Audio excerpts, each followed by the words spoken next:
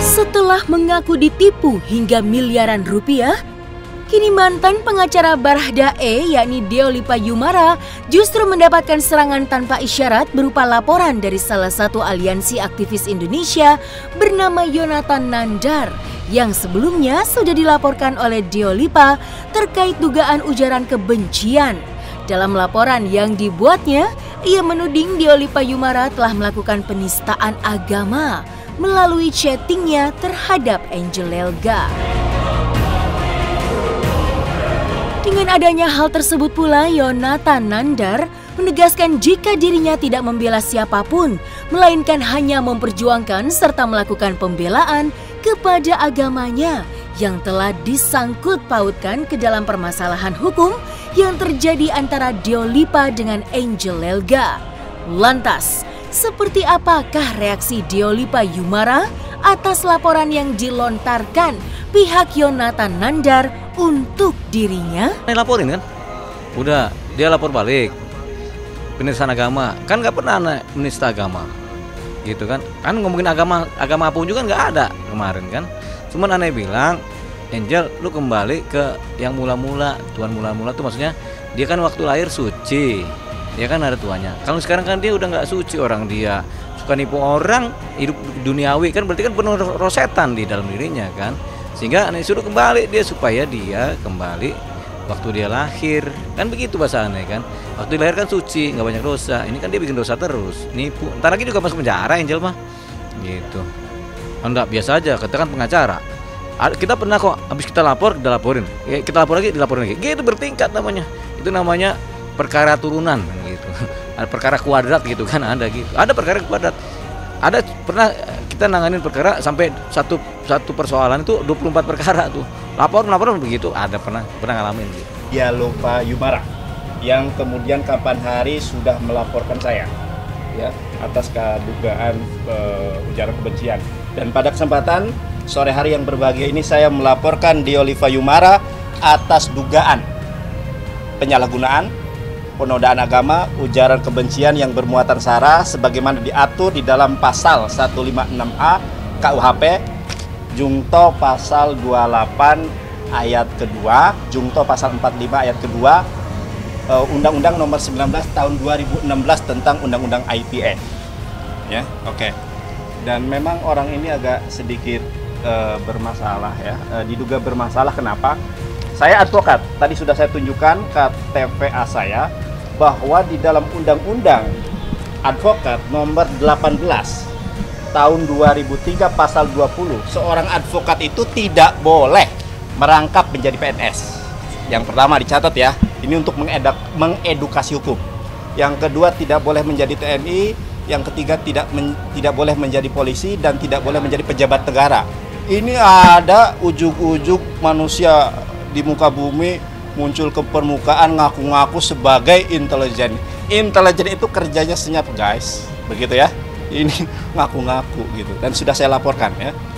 Dan teman-teman perlu ketahui bahwa karena banyak yang nge-framing katanya disuruh bertobat, kenapa dilaporkan. Jadi begini kronologinya ya. Jadi saya tidak membela siapapun di dalam hal ini. Saya sebagai seorang muslim membela agama saya. Karena kenapa? Salah satu saudari saya itu yang bernama Angel Elga dikatakan di dalam sebuah media, saya tidak tahu di dalam media TV yang mana, yang dia mengatakan begini, Angel Elga, bertobatlah, kembali kepada Tuhanmu yang mula-mula, jangan hianati Tuhanmu. Di dalam narasi yang lain bahkan disebutkan nama Tuhannya siapa ya.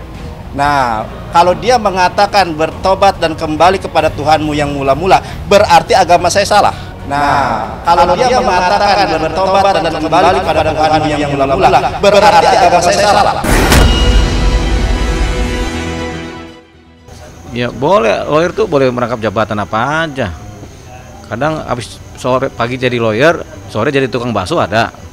Ada, lawyer kurang duitnya jadi tukang bakso, teng bakso ada juga. Itu jabatan juga. Ya yang nanya yang menyatakan itu kan kurang jauh mainnya. Itu mungkin main di sekitar rumahnya doang aja kali gitu. Ya, karena nggak keluar-keluar, kebanyakan main YouTube kan, main YouTube, ketawa-ketawa YouTube, lupa dia sama lingkungannya, itu kurang jauh mainnya gitu. Angel Elga ini adalah Muslim. Di dalam SKB 2 Menteri ya disebutkan kita tidak boleh mengajak orang lain yang sudah beragama. Dan si Dialova ini mengajaknya bukan kepada Allah, tetapi kepada sesembahanmu yang mula-mula. Itu yang melanggar SKB 2 Menteri, Undang-Undang SKB 2 Menteri nomor 1 tahun 79. Itu permasalahannya. Permasalahannya itu. Kalau dia udah laporin ke polisi tentang saya, aman dong. Kan dia bikin LP. Kan KTP-nya ada itu kan, alamatnya rumahnya dia kan gitu kan. Jadi tinggal gampang nih, alamatnya ini dia nih, ini kan. Kalau apalagi ini ada yang melaporkan si Faisal Yusuf, tinggal nanya aja nih. Iya kan, yuk mana si Nandar kan kemarin bareng lu kan gitu kan, tinggal dikejar ininya kan gitu, gampang. Itu yang namanya jebakan Batman. Kita kan udah bikin LP duluan, dia bikin LP kan. Padahal kita bikin LP kita nggak tahu ini Nandar rumahnya di mana, ini kan alamatnya. Dia pengen bikin masuk jebakan, kita biarin aja. Dia bikin LP terdaftar kan, apalagi ada ini kartu nama kan, kita bisa minta dari si ini. Lu dampingin si Nandar kan, ada surat kuasa, alamatnya Nandar mana kan, tinggal diminta dari sini sebagai saksi. Udah jebakan, tahun dah Nandar posisi. Adanya laporan itu pula, kini perilaku yang dilakukan oleh Deolipa Yumara juga mendapatkan perhatian dari salah satu sosok lawyer yang juga turut andil dalam laporan penistaan agama yang dilakukan oleh Deolipa. Dalam penilaiannya, mantan lawyer dari Barada Richard Eliezer itu dinilai telah menyalahgunakan aturan yang telah tertera dalam berprofesi sebagai advokat. Karena hal itulah, kini pihak Yonatan Nandar pun berharap agar laporan yang ia buat dapat segera diusut tuntas oleh penyidik atas apa yang dilakukan oleh Deolipa Yumara. Lalu, seperti apa pergerakan selanjutnya yang akan dilakukan oleh Yonatan usai mengantongi bukti yang cukup untuk melakukan serangan balik terhadap Deolipa? Ini surat ininya. Ya, tanda bukti. Ini videonya, video yang suratnya. Oke.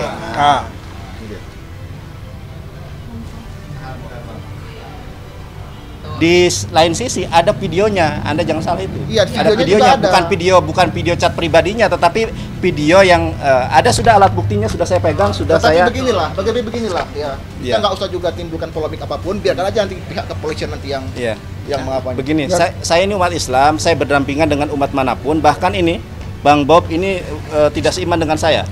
Bagaimana Bang Bob? Silakan Bang Bob yang kemudian mewakili. Boleh ya, saya dulu ya. Jadi baik. Konten yang dilaporkan itu bermula dari WhatsApp ya. WhatsApp yang membicarakan tentang sesembahan. Jadi poin dari pembicaraan itu adalah ajakan dari Deolipa kepada Angel Elga yang latar belakangnya tadinya beragama Kristen, lalu mualaf menjadi Islam, dan kemudian Deolipa mengatakan kembali kepada sesembahan yang sebenarnya, yang baik gitu ya. Jadi kalau dikatakan ini tentang teguran terhadap perilaku minum-minum itu bohong dan itu tidak benar. Tidak ada hubungan minuman keras dengan sesembahan. Ya, di situ. Nah, kemudian konten itu naik ke media dan itu diiyakan oleh seorang Deolipa. Belum ada satu bantahan dari Deolipa terkait chat itu. Bahkan dia mengiyakan di beberapa televisi mengatakan itu adalah dia yang mengatakan, tetapi dia mengatakan itu juga karena perilaku segala macamnya. Begitu. Menguji nanti apakah itu memenuhi pasal 156A KUHP junto Undang-Undang ITE, itu kita serahkan kepada penyidik. Tetapi tadi kita dalam konseling kita sudah menyampaikan perbuatan perilaku seperti ini penyakit dalam kehidupan berbangsa. Nggak ada ngalir aja. Yang jelas kalau Angel udah datang panggilan, baik panggilan pertama atau kedua, langsung dicek mana barang-barangnya kan gitu kan. Barang-barangnya disita dulu sama Polres kan sebagai barang bukti. Nah, Angel ya sudah, karena penipuan ya dia ditahan paling. Nanti kan kalau penistaan enggak, ceritanya begini kok. Kan kalau kita masukin di Polres, kan di Polres juga yang lain kan. Ini ceritanya begini kan, tinggal ditaruh di dalam BAP-nya si itu, beres. Selesai, hilang tuh gugur tuh penistaan agamanya dia kan, laporin kita kan. Tapi KTP-nya dia itu kita catat, dapat alamatnya. Kan begitu. Jadi ketika kita mau panggil si Nandar gampang. Kalau kemarin kan kita manggil Nandar di mana dia kedet-kedetnya gitu kan. Kalau sekarang enggak, udah KTP-nya ada, udah dia taruh sendiri di Polres. Itulah kebodohan tingkat kedua gitu ya Bang ya. Penistaan terhadap agama Saya justru melihat perilaku saudara kita ini, saya katakan rekan karena saya juga seorang advokat. Perilaku rekan kita ini itu bahkan jauh dari nilai-nilai seorang advokat, officium nobile. Bagaimana mungkin Deolipa Yumara itu memiliki hubungan klien dengan Angel Elga, tapi yang dibahas tentang sesembahan? Nggak nyambung ya, nggak nyambung, pasti nggak nyambung. Kita juga punya banyak perkara, punya banyak klien, kita nggak pernah ngomong sesembahan dia apa, tidak, kita pada konteks perkaranya. Nah ini yang harus kita luruskan, begitu. Saya mau berpesan melalui teman-teman ini, semoga sampai kepada Deolipa lah, gitu. Jadi kalau jadi pengacara itu tolong ditonjolkan officium nobilenya, profesi yang mulia. Jangan menunjukkan kalau dia bisa ngomong seenaknya, nggak boleh begitu. Ya, ini pelajaran penting bagi kita, khususnya teman-teman advokat. Ya silakan berprofesi, lakukan profesi sebaik mungkin. Ada kode etik, ada undang-undang advokat. Kalau dikatakan itu tadi, itu kan pembicaraan pribadi ya, komunikasi pribadi. Kita belajar dari kasus Ariel. Video Ariel itu video pribadi.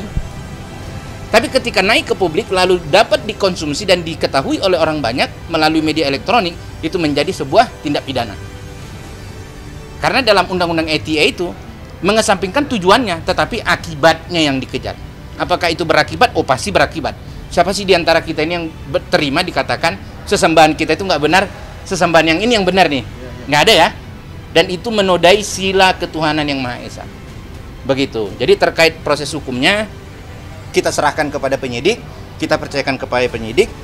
Apa yang kami laporkan ini, yang dilaporkan oleh saudara Nandar ini adalah bentuk bahwa kami mengakui negara kita negara hukum, kami mengedepankan proses hukum agar tidak terjadi main hakim sendiri ataupun polemik di media sosial yang semakin menjadi-jadi nantinya.